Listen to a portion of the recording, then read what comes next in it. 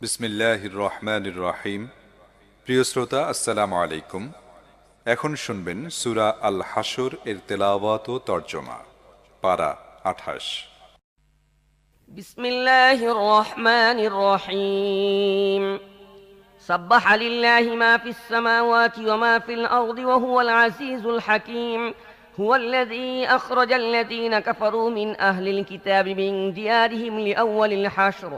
ما ظننتم أن يخرجوا وظنوا أنهم مانعتهم حصونهم من الله فأتاهم الله من حيث لم يحتسبوا وقذف في قلوبهم الرعب يخربون بيوتهم بأيديهم وأيدي المؤمنين فاعتبروا يا أولي الأبصار. বিসমিল্লাহির রহমানির রহিম। আল্লাহরই তাসবিহ করেছে আসমান ও জমিনের প্রতিটি জিনিস। তিনি বিজয়ী এবং মহাজ্ঞানী। তিনি আহলে কিতাব কাফেরদেরকে প্রথম আক্রমণে তাদের ঘর বাড়ি থেকে বের করে দিয়েছেন। তোমরা কখনো ধারণাও করো নাই যে তারা বের হয়ে যাবে। তারাও মনে করে বসেছিল যে তাদের দুর্গসমূহ তাদেরকে আল্লাহর হাত থেকে রক্ষা করতে পারবে। কিন্তু আল্লাহ এমন এক দিক থেকে তাদের উপর চড়াও হয়েছেন যে দিকের ধারণা তারা করতে পারেনি। তিনি তাদের মনে ভীতি সঞ্চার করে দিয়েছেন। ফল হয়েছে এই যে তারা নিজ হাতেও নিজেদের ঘর বাড়ি ধ্বংস করছিল এবং মুমিনদের হাত দিয়েও ধ্বংস করছিল। অতএব হে দৃষ্টিশক্তির অধিকারীরা, শিক্ষা গ্রহণ করো। ولولا أن كتب الله عليهم الجلاء لعذبهم في الدنيا ولهم في الآخرة عذاب النار. ذلك بأنهم شاقوا الله ورسوله ومن يشاق الله فإن الله شديد العقاب. ما قطعتم من لينة أو تركتموها قائمة على أصولها فبإذن الله وليخزي الفاسقين. আল্লাহ যদি তাদের জন্য দেশান্তর হওয়া নির্দিষ্ট না করতেন, তাহলে তিনি দুনিয়াতে তাদের শাস্তি দিতেন, আর আখিরাতে তো তাদের জন্য দোজখের শাস্তি রয়েছেই। এ হওয়ার কারণ হল তারা আল্লাহ ও তাঁর রাসূলের চরম বিরোধিতা করেছে। যে ব্যক্তি আল্লাহর বিরোধিতা করে তাকে শাস্তি দেওয়ার ব্যাপারে আল্লাহ অত্যন্ত কঠোর। খেজুরের যেসব গাছ তোমরা কেটেছ কিংবা যেসব গাছকে তার মূলের উপর আগের মতো দাঁড়িয়ে থাকতে দিয়েছ, তা সবই ছিল আল্লাহর অনুমতিক্রমে। আল্লাহ এ অনুমতি দিয়েছিলেন এই জন্যে যাতে তিনি ফাসিকদের লাঞ্ছিত ও অপমানিত করেন। وما أفاء الله على رسوله منهم فما أوجفتم عليه من خيل ولا ركاب ولكن الله يسلط رسله على من يشاء والله على كل شيء قدير. ما أفاء الله على رسوله من أهل القرى فلله وللرسول ولذي القربى واليتامى والمساكين وابن السبيل كي لا يكون دولة بين الأغنياء منكم وما آتاكم الرسول فخذوه وما نهاكم عنه فانتهوا واتقوا الله إن الله شديد العقاب. আল্লাহ তাআলা যেসব সম্পদ তাদের দখলমুক্ত করে তার রাসূলের কাছে ফিরিয়ে দিয়েছেন, তা এমন সম্পদ নয় যার জন্য তোমাদের ঘোড়া বা উট পরিচালনা করতে হয়েছে, বরং আল্লাহ তাআলা যার উপরে চান তার রাসূলদের কর্তৃত্ব ও আধিপত্য দান করেন। আল্লাহ সব কিছুই করতে সক্ষম। এসব জনপদের দখলমুক্ত করে যে জিনিসে আল্লাহ তার রাসূলকে ফিরিয়ে দেন, তা আল্লাহ, রাসূল, আত্মীয় স্বজন, ইয়াতিম, মিসকিন এবং মুসাফিরদের জন্যে, যাতে তা তোমাদের সম্পদশালীদের মধ্যেই কেবল আবর্তিত হতে না থাকে। রাসূল যা কিছু তোমাদের দেন তা গ্রহণ করো এবং যে জিনিস থেকে তিনি তোমাদের বিরত রাখেন তা থেকে বিরত থাকো।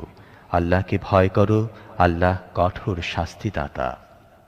للفقراء المهاجرين الذين أخرجوا من ديارهم وأموالهم من ديارهم وأموالهم يبتغون فضلا من الله ورضوانا وينصرون الله ورسوله أولئك هم الصادقون والذين تبوأوا الدار والإيمان من قبلهم يحبون من هاجر إليهم ولا يجدون في صدورهم حاجة مما أوتوا ويؤثرون على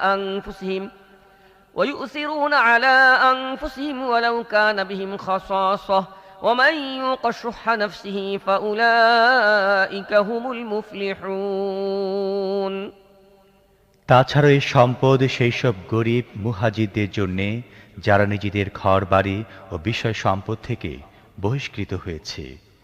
এসব লোক চায় আল্লাহর মেহেরবানি এবং সন্তুষ্টি, আর প্রস্তুত থাকে আল্লাহ ও তার রসুলকে সাহায্য সহযোগিতা করার জন্যে। এরাই হলো সত্যবাদী ও ন্যায়পরায়ণ লোক।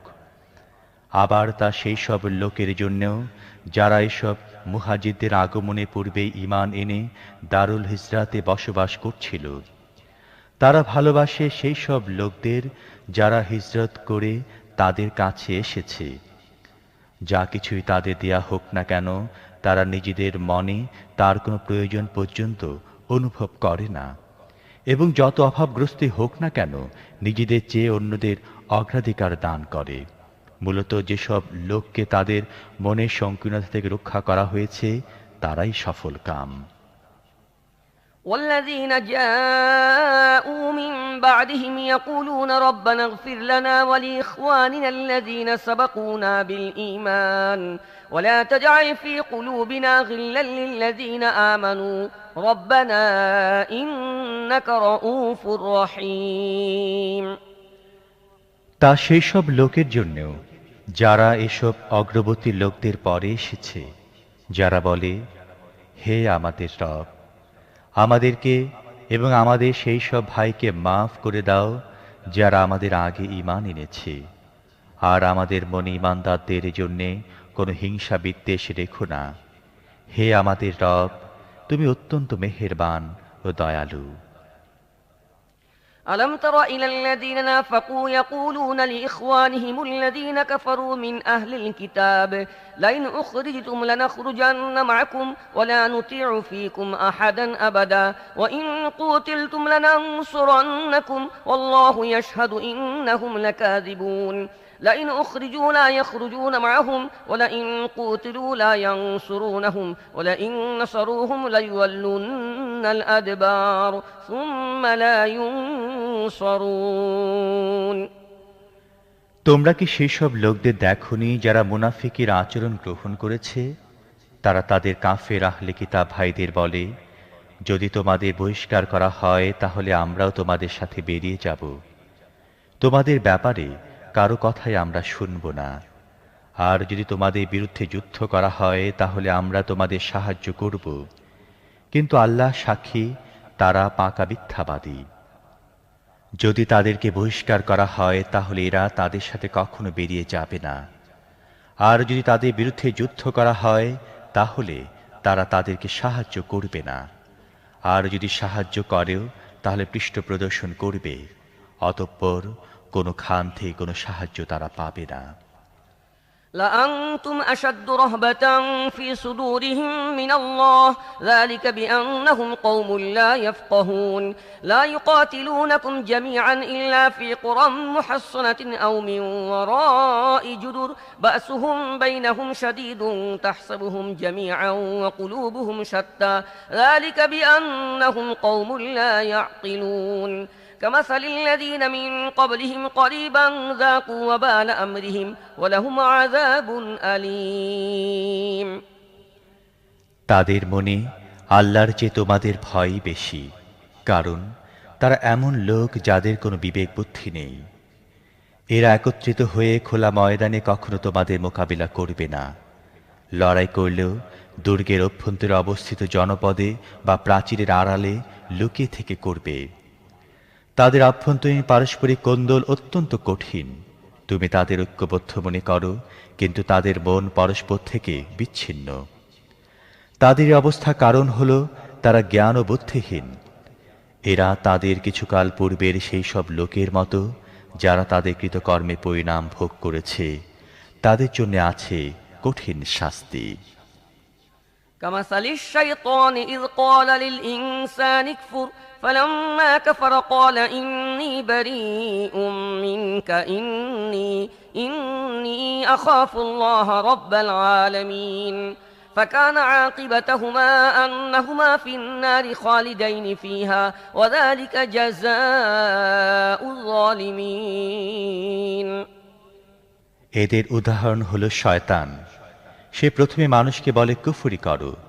যখন মানুষ কুফরি করে বসে তখন সে বলে আমি তোমার দায়িত্ব থেকে মুক্ত, আমি তো আল্লাহ রাব্বুল আলামিনকে ভয় পাই।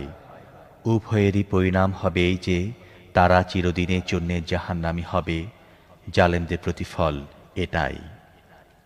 يا أيها الذين آمنوا اتقوا الله ولتنظر نفس ما قدمت لغد واتقوا الله إن الله خبير بما تعملون ولا تكونوا كالذين نسوا الله فأنساهم أنفسهم أولئك هم الفاسقون لا يستوي أصحاب النار وأصحاب الجنة أصحاب الجنة هم الفائزون।